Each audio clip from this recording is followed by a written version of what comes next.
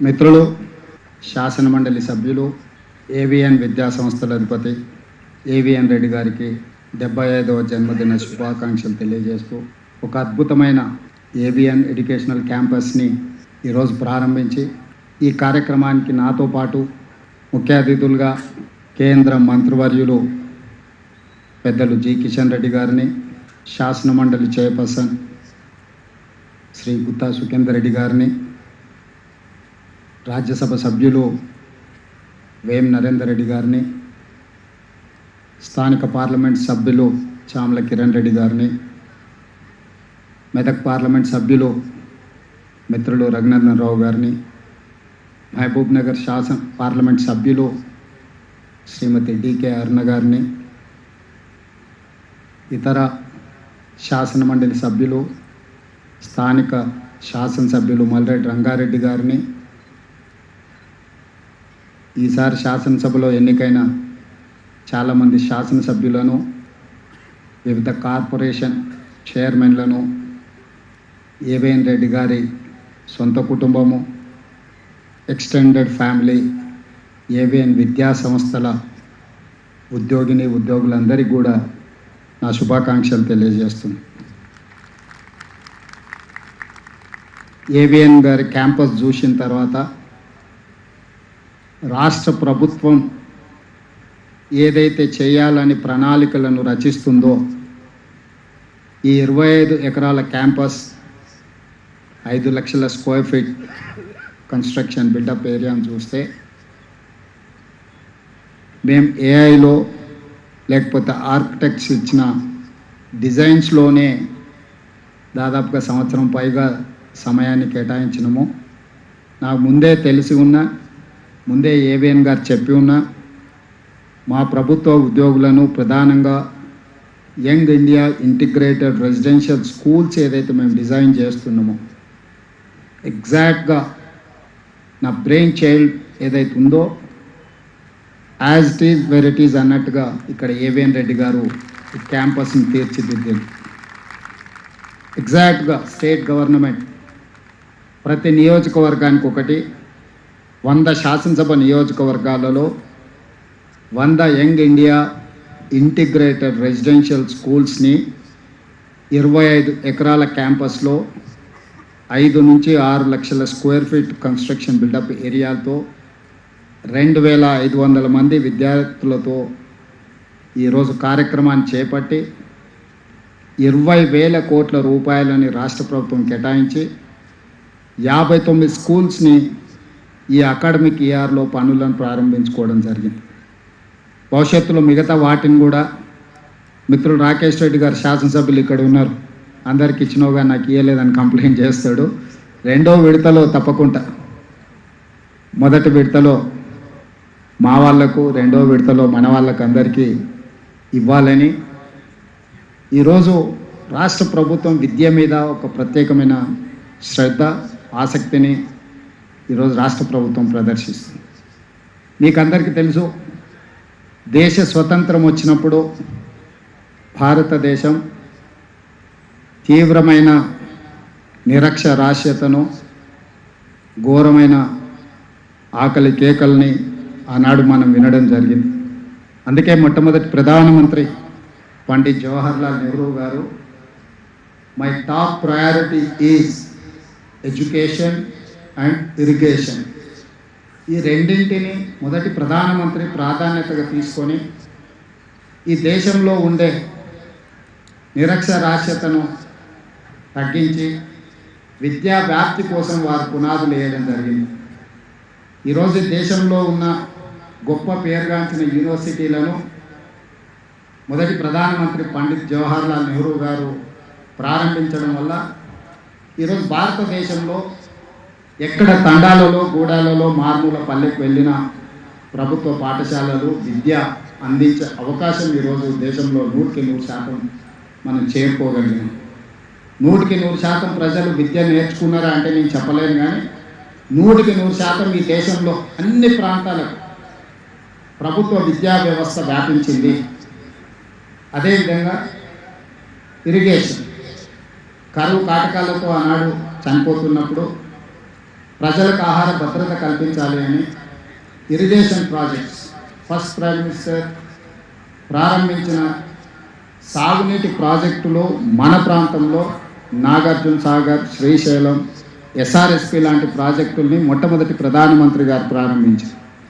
ఈరోజు ఆ ప్రాజెక్టులే లక్షలాది ఎకరాల ఆయకట్టును ఈరోజు వ్యవసాయానికి ఉపయోగించే విధంగా, పంటలు పండించే విధంగా ఈరోజు భారతదేశం యొక్క ఆహార ధాన్య ఉత్పత్తి ఈ దేశానికి అవసరం ఉన్నంతనే కాదు, ఇతర దేశాలకు ఎగుమతి చేసే స్థాయికి ఈరోజు మన దేశం చేరుకున్నది అని అంటే దూరదృష్టితో ఆనాటి ప్రధానమంత్రి ఎడ్యుకేషన్, ఇరిగేషన్ను టాప్ ప్రయారిటీ కింద తీసుకోవడం. ఈ అంశాలను నేను ప్రస్తావించడానికి ఒక కారణం ఉంది. ఏమీ లేనప్పుడు, విద్య లేనప్పుడు కనీసం మన సంతకమైనా మనం పెట్టేంత విద్యను సాధించాలని వయోజన విద్యను కూడా గ్రామాలలో చెప్పడం జరిగింది.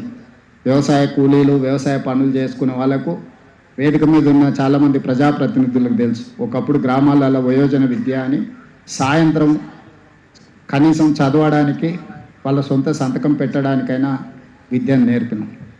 ఈరోజు భారతదేశంలో విద్యకు అవకాశాలు లేని ప్రాంతమే లేదు. కానీ that is not sufficient for us. ఈరోజు ప్రపంచమే ఒక గ్లోబ్, ఒక విలేజ్గా మారిన సందర్భంలో పోటీ మన ఊర్లోనో, మన మండలంలోనో, మన నియోజకవర్గంలోనో, మన జిల్లానో, మన రాష్ట్రంలోనో, మన దేశంలోనో కాదు. ఈరోజు విద్యలో ప్రపంచంతోనే పోటీ పడే పరిస్థితులు వచ్చినాయి. ప్రపంచంతో పోటీ పడాలనుకున్నప్పుడు విద్య అందించడం కాదు, విద్యలో నాణ్యత ఉండాలి, క్వాలిటీ ఎడ్యుకేషన్. అదేవిధంగా ఏఐ తుఫాన్ వస్తున్నది.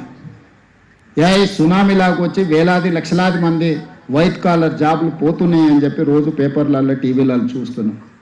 మరి ఈరోజు ఏఐ సునామీలో వైట్ కాలర్ జాబ్స్ పోయినప్పుడు, కోట్లాది మంది దేశంలో యువకులు నిరుద్యోగులు మారినప్పుడు ఈ దేశం యొక్క ఆర్థిక వ్యవస్థ, ఈ దేశం యొక్క భవిష్యత్తు వేగంగా అత్యంత ప్రమాదం వైపు ప్రయాణం చేస్తున్నాం. అందుకే ఈరోజు స్కిల్ అనేది అవసరం. స్కిల్ లేకుండా వైట్ కాలర్కి ప్రత్యామ్నాయమే blue collar. Blue collar jobs చేయాలి, బ్లూ కాలర్ అభివృద్ధి చేయాలి అని అంటే వాళ్లకు సాంకేతిక నైపుణ్యాన్ని అందించాలి. ఈ రోజుల్లో ప్రతి సంవత్సరం తెలంగాణ రాష్ట్ర ప్రభుత్వం తరఫున తెలంగాణ రాష్ట్రంలో 1,10,000 మంది ఇంజనీరింగ్ గ్రాడ్యుయేట్స్ పాస్ అవుతున్నారు. ఇక్కడ అందరూ చదువుకున్న వాళ్ళు, చదువులు చెప్పే వాళ్ళే ఉన్నారు. నేను మిమ్మల్ని అందరినీ ఒక సూచన చేయదలుచుకున్నా. ప్రతి సంవత్సరం 1,10,000 మంది ఇంజనీరింగ్ గ్రాడ్యుయేట్స్ పాస్ అవుట్ అవుతున్నారు కదా, అందులో ఎంతమందికి వాళ్ళు తీసుకుంటున్న సర్టిఫికెట్ తగ్గ అవగాహన ఉన్నది, ఎంతమందికి ఆ సర్టిఫికెట్ తగ్గ ఉద్యోగం కానీ ఉపాధి కానీ దొరుకుతున్నదా? మనం నాణ్యత లేని విద్యను అందించి వాళ్ళకు ఒక సర్టిఫికెట్ ఇవ్వడం వల్ల వాళ్ళ జీవితమే పూర్తి స్థాయిలో దెబ్బతింటున్నది. అదేవిధంగా recent studies have told in my council, 6వ తరగతి చదువుకుంటున్న విద్యార్థికి 3వ తరగతి పుస్తకం ఇచ్చి చదవమంటే చదవలేని పరిస్థితి ఉన్నది. 3వ తరగతి విద్యార్థికి 1వ తరగతి పుస్తకం ఇచ్చి పుస్తకం చదువు అంటే ఉన్నది ఉన్నట్టు చదవమంటే కూడా ఆ పుస్తకాన్ని కూడా చదవలేని పరిస్థితి ఉన్నది. తరగతులు పెరుగుతున్నాయి, సర్టిఫికెట్లు ఇస్తున్నాము, కానీ మన విద్య యొక్క నాణ్యత ప్రమాణాలు తగ్గుతూ పోతూ ఉన్నాయి. ఇక్కడ టీచర్స్ కమ్యూనిటీ ఉన్నది. మీ బాధ్యత 6వ తరగతి చదువుకుంటున్న వాళ్ళ దాంట్లో సర్వే చేస్తే 6.7% విద్యార్థులు మాత్రమే వాళ్ళ క్లాస్ బుక్స్ని చదవగలుగుతున్నారు. మిగతా ఆల్మోస్ట్ 93% ఆ క్లాస్లో ఉండేవాళ్ళు ఎక్కువ వాళ్ళు చదవగలుగుతున్నది 3వ తరగతి పుస్తకం మాత్రమే. ఈ లోపం అత్యంత ప్రమాదకరం. ఈ దేశ భవిష్యత్తుకి ఇది చాలా ఇబ్బందికరం. అందుకే ఈనాడు గవర్నమెంట్ స్కూల్స్లో, ప్రైవేట్ స్కూల్స్లో నా విజ్ఞప్తి ఒకటే. ఈరోజు ప్రైవేట్ స్కూల్లో ఐడోనో మరి ఏవిఎన్ గారు కానీ ఇక్కడ ఉన్న ప్రైవేట్ స్కూల్స్ ప్రయాణం ఒక స్టూడెంట్ మీద ఎంత ఫీజు తీసుకుంటున్నారో నాకు తెలియదు. మేబీ 3,000, 4,000 ఛార్జ్ చేసినా కూడా 50,000 లోపే ఒక విద్యార్థి మీద ఖర్చు అవుతుంది. కానీ నా ప్రభుత్వంలో ఒక విద్యార్థి మీద పెడుతున్న ఖర్చుని వేదిక మీద ఉన్న ప్రజాప్రతినిధులతో పాటు ఇక్కడ ఉన్న టీచర్లతో పంచుకోవాలనుకుంటున్నాను. ప్రతి ఒక్క విద్యార్థి మీద రాష్ట్ర ప్రభుత్వం 1,08,000 రూపాయలు ఖర్చు పెడుతున్నాం ఈరోజు మేము. 1,08,000 రూపాయలు ఖర్చు పెట్టిన ఒక విద్యార్థి 6వ తరగతిలో చదువుకుంటూ 6వ తరగతిలో ఉంటూ 3వ తరగతి పుస్తకం చదవలేకపోతుండు. 1,08,000 ఒక స్టూడెంట్ మీద ఖర్చు అనేది ఇట్ ఈస్ హ్యూజ్. ఈ క్యాలిక్యులేషన్లు మనం ఎవ్వరం లెక్కించడం లేదు. ప్రభుత్వము విద్య మీద అత్యధికంగా ఖర్చు పెడుతుంది. ఇయర్ దాదాపుగా 27,000 కోట్ల బడ్జెట్లో కేటాయించినాం. మన బడ్జెట్లో 8.3% మన బడ్జెట్లో ఖర్చు పెడితే నిజంగా నాణ్యత కలిగిన విద్యను అందించలేకపోవడం అనేది. రెండవది, ఈరోజు తల్లిదండ్రులు 2 సంవత్సరాలు కాకుండే పిల్లల్ని పాఠశాలకు పంపించాలని, పిల్లల్ని చదివించాలని ప్రయత్నం చేస్తున్నాం. ప్రభుత్వ పాఠశాలల్లో నర్సరీ, ఎల్కేజీ, యూకేజీ వ్యవస్థ లేదు. 5 సంవత్సరాలు నిండిన తర్వాత 1వ తరగతి నుంచే చేర్చుకుంటామంటున్నాం. ఉపాధి హామీ కూలీల నుంచి కార్మికుల వరకు పిల్లల్ని నర్సరీ, ఎల్కేజీ, యూకేజీ విద్యకు పంపించాలన్న తాపత్రయంలో ప్రైవేట్ స్కూల్స్ వైపు, ప్రైవేట్ విద్యా సంస్థల వైపు వాళ్ళు ప్రయాణం చేస్తున్నారు. నేను తప్పు పట్టట్లేదు, కానీ ప్రభుత్వం విఫలం చెందడం వల్లనే వాళ్ళు ప్రైవేట్ స్కూల్స్ వైపు వెళ్తున్నారు.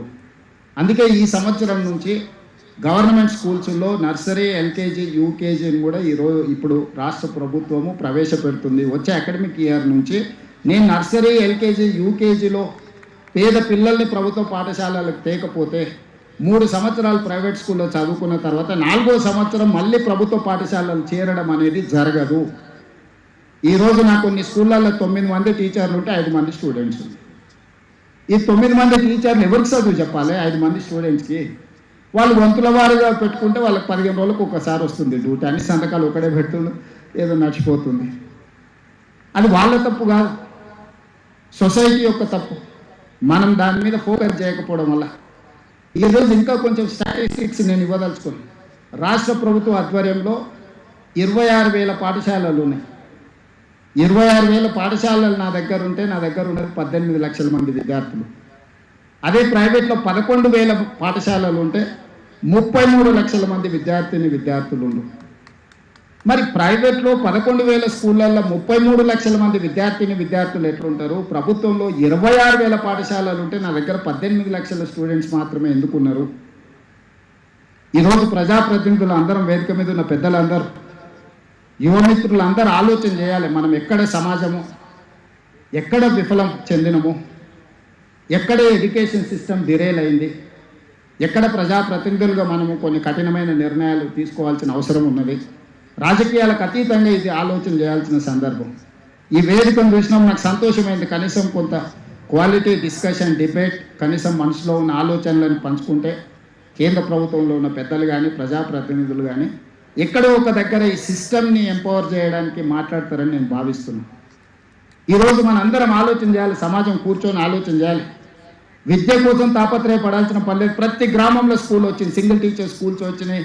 ప్రతి తండా కానీ, గూడ కానీ సింగిల్ టీచర్ స్కూల్స్ వచ్చినాయి. ప్రతి 3 కిలోమీటర్స్ లోపల అప్పర్ ప్రైమరీ స్కూల్ వచ్చింది. ప్రతి 5 కిలోమీటర్స్లో హై స్కూల్ వచ్చింది. ప్రతి మండలంలో జూనియర్ కాలేజ్ వచ్చింది. ప్రతి నియోజకవర్గంలో డిగ్రీ కాలేజ్ వచ్చింది. ప్రతి రెవెన్యూ డివిజన్లో ఇంజనీరింగ్ అండ్ మెడికల్ కాలేజీలు వచ్చినాయి. క్యాంపస్లు వచ్చినాయి, యూనివర్సిటీలు వచ్చినాయి. దాదాపుగా 12-13 యూనివర్సిటీలు ఉన్నాయి. ఇవన్నీ కరెక్టే, వీటన్నిటిని ఆమోదిస్తాం. కానీ నాణ్యత ఎక్కడున్నది? సాంకేతిక నైపుణ్యం ఎక్కడున్నది?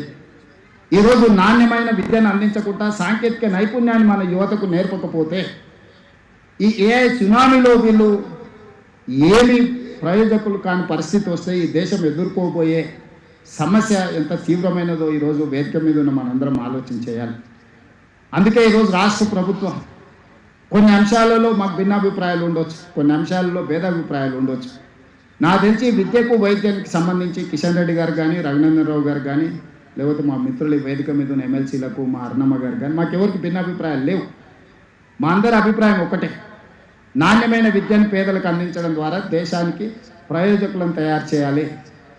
రీసెంట్గా 2024లో మేము ఒక సర్వే చేసినాం, social economic education employment political and caste survey.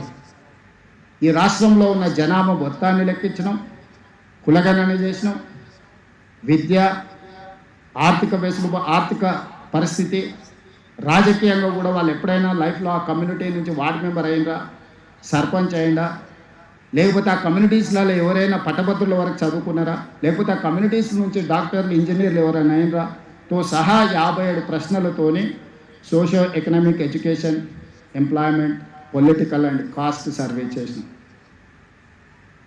అందులో ఒక ఊహించని అంశం నా దృష్టికి వచ్చింది. వెనుకబాటుతనానికి, పేదరికానికి ఒక థిన్ లైన్ ఉంది. 30-40 ఎకరాల భూమి ఉండి, పశు సంపద ఉండి, పెద్ద ఇల్లు ఉన్నోళ్ళు కూడా వెనుకబాటుతనంతో ఉన్నారు. ఏంది అని మేము చూసినప్పుడు వాళ్ళ ఇంట్లో ఎవరు చదువుకోలేదు. ఇంకొక కుటుంబంలో ఈ గుంట భూమి కూడా లేదు, సొంత ఇల్లు కూడా లేదు. వాళ్ళకి పేదరికం ఉంది కానీ వెనుకబాటుతనం లేదు. వాళ్ళు డాక్టరో, లాయరో, ఇంజనీరో ఏదో ఒక చదువు చదువుకున్నారు. వాళ్ళు సొసైటీలో వాళ్ళు వెనుకబాటుతనంలో లేరు. వాళ్ళు సొసైటీని అర్థం చేసుకున్నారు. సొసైటీ వాళ్ళకి అప్లిఫ్ట్మెంట్ ఇచ్చేది, సొసైటీ వాళ్ళని గుర్తించింది. వాళ్ళని డాక్టర్గానో, లాయర్గానో, ఇంజనీర్గానో లేదా టీచర్గానో రకరకాల విద్యలో రాణించడం వల్ల వెనుకబాటుతనానికి దూరంగా ఉన్నారు. ఆస్తి ఉన్నంత మాత్రాన వెనుకబాటుతనం లేదు అనే ఒక ఆలోచన నుంచి ప్రభుత్వాన్ని బయటకు తీసుకొచ్చి, పేదరికానికి కారణం, వెనుకబాటుతనానికి కారణం చదువు లేకపోవడమే. ఆస్తి ఉన్నా కూడా చదువు లేకపోతే ఈ సమాజంలో మనం వెనుకబాటుతనాన్ని అనుభవిస్తున్నాము. చదివే మన జీవితాన్ని మారుస్తుంది. చదివే మన జీవితానికి ఒక సార్థకత, ఒక ప్రయోజనం, ఒక గుర్తింపు, ఒక గౌరవం తెస్తుంది. ఆ చదువు లేని రోజు ఈ సమాజంలో మన గౌరవం, మన గుర్తింపు ఉండదు. ఆ చదువుకు సంబంధించి విద్యా సంస్థలను పెట్టే వాళ్ళైనా, చదువులు చెప్పే టీచర్లైనా వాళ్ళకు అపారమైన ఓపిక కావాలా. సమాజం వాళ్ళని గౌరవించాల్సిన బాధ్యత మన మీద ఉన్నది. అందుకే ఈనాడు రాష్ట్ర ప్రభుత్వం young India integrated residential schools, the campus of 25 acres, 5.5 lakh square feet construction, 2500 స్టూడెంట్స్ని ప్రతి నియోజకవర్గంలో ఒక గర్ల్స్, ఒక బాయ్స్ ఈ యంగ్ ఇండియా ఇంటిగ్రేటెడ్ స్కూల్స్ని చేయాలనుకుంటున్నాం. అదేవిధంగా ఈ ఇయర్ ఒక 100 తెలంగాణ ఇంటిగ్రేటెడ్ స్కూల్స్ నర్సరీ నుంచి 12th వరకు ఒక ఎక్స్పెరిమెంట్ చేస్తున్నాం. మేము చూసిన దాంట్లో టీచర్లు ఉన్న దగ్గర పిల్లలు లేరు, పిల్లలు ఉన్న దగ్గర టీచర్లు లేరు. వీళ్ళిద్దరు ఉంటే చదువు చెప్పేటోళ్ళు లేరు. నెంబర్ తక్కువ ఉండడం వల్ల 2-3 స్టూడెంట్స్ ఉంటే అతను ఎవరిని చూసి చెప్పాలి. ఇప్పుడు నేను ఈ ఉపన్యాసం చెప్పాలంటే అట్లీస్ట్ మీరు 2000 మంది ఉన్నారు కాబట్టి మిమ్మల్ని అందరినీ చూసి నేను చెప్పగలుగుతున్నాను. అదే ఒక 4 ఇక్కడ నించుంటే నాకు చెప్పాలన్న ఆలోచన రాదు, చెప్పాలన్న ఉద్దేశం ఉన్నా చెప్పడానికి ప్రయోజనం ఉండదు. సో ప్రతి క్లాస్లో 30 మంది విద్యార్థులు ఉండేటట్టు ఈ స్కూల్స్ని అన్నిటిని కూడా పాపులేషన్ బేసిస్ మీద అక్కడ ఉండే విద్యార్థుల యొక్క సంఖ్యను చూసుకొని ఈ స్కూల్స్ని అన్నిటిని ఇంటిగ్రేట్ చేయదలుచుకున్నాం. గ్రేటర్ హైదరాబాద్లో particular core urban reason, outer ring road inside 1,34,00,000 జనాభా ఏదైతే ఉందో ఇక్కడున్న పాఠశాలల్ని ఇమ్మీడియట్గా ఇంటిగ్రేట్ చేసి, రేషనలైజ్ చేసి, యావరేజ్గా ప్రతి స్కూల్లో ఇంతకుముందు మా మల్లెడ్డి రంగారెడ్డి గారు చెప్పిండ్రు, ఈ పక్కనే విలేజ్ ఆరుట్ల విలేజ్లో ఒక ఎక్స్పెరిమెంట్ చేసినాం. ఆ స్కూల్ని రేషనలైజ్ చేస్తే మేము అప్లికేషన్ పెట్టి అన్ని సబ్జెక్ట్స్ చెప్పే టీచర్లు పెట్టి అన్ని ఫెసిలిటీస్ చేస్తే ఫస్ట్ ఇయర్లో మాకు 3,500 అప్లికేషన్స్ వచ్చినాయి. మేము 1,500 మందికి అడ్మిషన్లు ఇస్తే ఇంకా 1,500, 2,000 మంది బయటకు పోయినారు. ఈరోజు ప్రతి క్లాస్లో స్ట్రెంగ్త్ ఉంది. ఒక క్వాలిటీ ఎడ్యుకేషన్ ఇస్తున్నాం, వాళ్ళకి బ్రేక్ఫాస్ట్ ఇస్తున్నాం, వాళ్ళకి లంచ్ ఇస్తున్నాం. ఈరోజు మేము అందుకే నర్సరీ నుంచి స్టార్ట్ అయ్యాక బ్రేక్ఫాస్ట్ ఇవ్వదలుచుకున్నాం. గవర్నమెంట్ స్కూల్స్లలో క్వాలిటీ లంచ్ ఇవ్వదలుచుకున్నాం. బ్రేక్ఫాస్ట్లో వాళ్ళకు మిల్క్, పాలు, ఒకరోజు రాగి జావా, ఒక నాణ్యమైన ఫుడ్తో పాటు క్వాలిటీ ఎడ్యుకేషన్ ఇవ్వాలని ఈరోజు ఎడ్యుకేషనల్ రిఫార్మ్స్ తీసుకొని వస్తుంది. ఈ స్కూల్స్ని కూడా ఈరోజు 26,000 స్కూల్స్ ఉన్నాయి. 26,000 స్కూళ్ళ వల్ల ఒకప్పుడు గ్రామాలకు ప్రయాణ రవాణా సౌకర్యాలు లేనప్పుడు ప్రతి గ్రామంలో, ప్రతి తండాలో, అడవుల్లో స్కూల్ పెట్టాల్సి వచ్చింది. ఇప్పుడు రవాణా సౌకర్యాలు వచ్చినాయి. What is success story of private schools? Just they are picking and they are dropping at their home doorstep. That is one of the success story. So ఈరోజు ప్రభుత్వం రవాణా కూడా ఏర్పాటు చేయాలని డిసైడ్ అయింది. పేదవాళ్ళ పిల్లల్ని ప్రభుత్వ పాఠశాలకు వచ్చి వీటన్నిటిని కూడా క్లస్టర్ స్కూల్స్గా మార్చి ఈ క్లస్టర్ స్కూల్స్లో టీచర్లకు కావాల్సిన వసతులు, పిల్లలకు కావాల్సిన వసతులు, ఈ వ్యవస్థను అన్నిటిని కూడా ఏర్పాటు చేసి ఒక ఎక్స్పెరిమెంట్ చేయడానికి ఒక 100 నియోజకవర్గాలలో 100 తెలంగాణ ఇంటిగ్రేటెడ్ స్కూల్స్ని చేసి సిటీలో పర్టికులర్గా వివిధ జిల్లాల నుంచి వివిధ రాష్ట్రాల నుంచి ఇక్కడికి కార్మికులు వస్తున్నారు, పనిచేస్తున్నారు. వాళ్ళ పిల్లల చదువుల కోసం ఈ ఇంటిగ్రేటెడ్ స్కూల్స్ని అన్నిటిని కూడా రెడీ చేస్తున్నాం. అందులో నర్సరీ నుంచి 12th క్లాస్ వరకు కంప్లీట్గా కంటిన్యూషన్ ఎడ్యుకేషన్ ఇవ్వడమే కాకుండా అన్ని వసతులు ఇవ్వాలని ఈరోజు ఒక ప్రయత్నం చేస్తున్నాం. ఎడ్యుకేషనల్ రిఫార్మ్స్ అవసరం ఉన్నది. తెలంగాణ ఎడ్యుకేషన్ పాలసీని తయారు చేసుకోవాల్సిన అవసరం ఉంది. తెలంగాణకి స్కిల్కి ఒక పాలసీని అడాప్ట్ చేసుకోవాల్సిన అవసరం ఉంది. స్పోర్ట్స్ ఈ క్యాంపస్కి వస్తే మీకు క్రీడలు కానీ పిల్లలకు ఒక సెక్యూర్ ఫీల్ ఉండదు. చదువులో రాణించకపోయినా పర్వాలేదు, క్రీడల్లో రాణించవచ్చు. ఇప్పుడు మేము తెలంగాణలో Nikhat Zareen world boxing champion తీసుకొస్తే గ్రూప్ 1 జాబ్ అన్ని రూల్స్ ఎగ్జామ్ చేసి గ్రూప్ 1 జాబ్ ఇచ్చిన DSP. Sirajuddin world cup cricket champion, ఎస్ ఫెయిల్ 12th క్లాస్, అన్ని రూల్స్ ఎగ్జామ్షన్ ఇచ్చేసి క్యాబినెట్లో పెట్టి గ్రూప్ 1 జాబ్ ఇచ్చిన. ఈరోజు డిఎస్పి సిరాజుద్దీన్ అని చెప్పుకోగలుగుతున్నాడు క్రీడల్లో రాణిస్తే. దీప్తి జువాంగి అని పారా ఒలింపిక్స్లో సిల్వర్ మెడల్ తీసుకొస్తే గ్రూప్ 2 జాబ్ ఇచ్చిన. ఈరోజు చదువులే కాదు, క్రీడల్లో రాణిస్తే కూడా భవిష్యత్తు అద్భుతంగా ఉంటుంది. నరేంద్ర మోడీ గారు 2034లో ఇండియాలో ఒలింపిక్ క్రీడల్ని స్పాన్సర్ చేయడానికి ప్రయత్నం చేస్తున్నారు. 2034లో ఈ దేశంలో నరేంద్ర మోడీ గారు ఒలింపిక్ క్రీడల్ని స్పాన్సర్ చేసినప్పుడు తెలంగాణ రాష్ట్రం నుంచి గోల్డ్ మెడల్స్ ఒలింపిక్స్లో సాధించాలా అనేదే నా లక్ష్యం. అందుకే ఈరోజు యంగ్ ఇండియా స్పోర్ట్స్ యూనివర్సిటీని పబ్లిక్ ప్రైవేట్ పార్ట్నర్షిప్లో స్టార్ట్ చేసిన. Government is only facilitator. Sanjay Goenka, Kapil Dev, Abhinav Bindra వీళ్ళందరూ బోర్డ్ ఆఫ్ డైరెక్టర్స్. సో స్పోర్ట్స్లో ఉన్న వాళ్ళను, ఇండస్ట్రీస్లో ఉన్న వాళ్ళను, ఉపాసన ఇలాంటి వాళ్ళని అందరినీ కూడా, కావ్య మారన్ వీళ్ళందరూ కూడా మన sports university board of directors. వీళ్ళందరూ కూడా కరికులం తయారు చేయడమే కాకుండా యూనివర్సిటీని నడపడానికి అవసరమైన అన్ని రకాలుగా ప్రణాళికలు సిద్ధం చేస్తుంది. ఈవెన్ మన స్కిల్స్ యూనివర్సిటీ కూడా Anand Mahindra is our chairperson. Reddy labs, Apollo వాళ్ళు వీళ్ళందరూ కూడా మన బోర్డ్ ఆఫ్ డైరెక్టర్స్. సో ప్రభుత్వం యొక్క ఇన్వాల్వ్మెంట్ ఏం లేదు, జస్ట్ ఫెసిలిటేట్ చేసి ఇచ్చేసినాం. వాళ్ళే రన్ చేయాలి, వాళ్ళే కరికులం డిసైడ్ చేయాలి, వాళ్ళే ట్రైనింగ్ ఇవ్వాలి, వాళ్ళే అబ్జర్వ్ చేసుకోవాలి. మొన్న మేము ఆల్మోస్ట్ 10,000 జాబ్స్ ఇందులో మేము ఇవ్వగలిగినాం ట్రైనింగ్ ఇచ్చి. సో ఇవన్నీ కూడా మనం ప్రణాళికలు సిద్ధం చేసుకుంటున్నాము.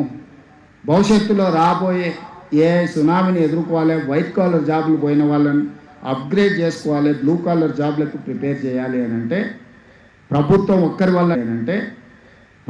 ఒక్కరి వల్లనే సాధ్యం కాదు. ఇలాంటి ప్రైవేట్ సంస్థలు కూడా రాణించాలి. ఇది సోషల్ రెస్పాన్సిబిలిటీ, సోషల్ అకౌంటబిలిటీ. దేశ భవిష్యత్తు తరగతి గదుల్లోనే ఉందని ఏదైతే చెప్పినో వాళ్ళు ప్రైవేటు పబ్లిక్ అని చెప్పలేదు. ఏ తరగతి గది అయినా ఆ విద్యార్థులకు క్రమశిక్షణ నేర్పి, సాంకేతిక నైపుణ్యం నేర్పి, విద్యను నేర్పితే ఖచ్చితంగా ప్రయోజకుడైన దేశ పౌరుడు అవుతారు. ఈ వేదిక మీద ఉన్న చాలామంది కలిసి విద్యార్థి దశలో విద్యార్థి రాజకీయాలలో పాల్గొన్నాం. విద్యార్థి దశ నుంచి క్రియాశీలక రాజకీయాలలో వచ్చినప్పుడు క్రియాశీలక రాజకీయాలలో కలిసి పనిచేసినాం. ఈరోజు ఈ వేదిక మీద ఉన్న వాళ్ళు ఎంపీలు కానీ, కేంద్ర మంత్రులు కానీ, లేకపోతే ముఖ్యమంత్రిగా కానీ మేమెవరం ప్రారంభం మా ప్రయాణం ప్రభుత్వ పాఠశాల నుంచే. ఇన్ని వసతులు, ఇట్లా ఉంటుందని కూడా మాకు తెలియదు.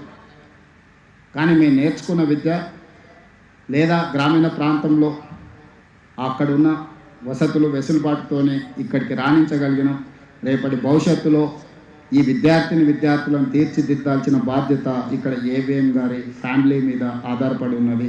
ఈ కుటుంబం ఏవిఎం గారి గౌరవాన్ని పెంచడమే కాకుండా తెలంగాణ రాష్ట్రం యొక్క ప్రతిష్టను పెంచుతారని నేను సంపూర్ణంగా విశ్వసిస్తున్నా.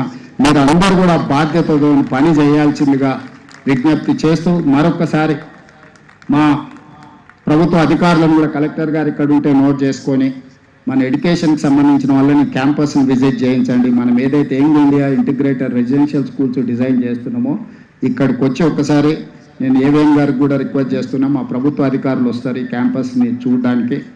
వారికి మీ ఆర్కిటెక్ట్తో పాటు ఇక్కడ చేసిన పనులన్నిటినీ వీటన్నిటిని కూడా ఒకసారి చూపిస్తే ప్రభుత్వం నిర్మించే దాంట్లో కూడా ఏమైనా మేము సవరించుకునేది ఉంటే డెఫినెట్గా మీ నుంచి మా ప్రభుత్వ అధికారులు కొంత స్ఫూర్తిని పొందుతారు. వాళ్ళందరికీ కూడా ఇక్కడ క్యాంపస్ విజిట్ పెట్టిస్తాము.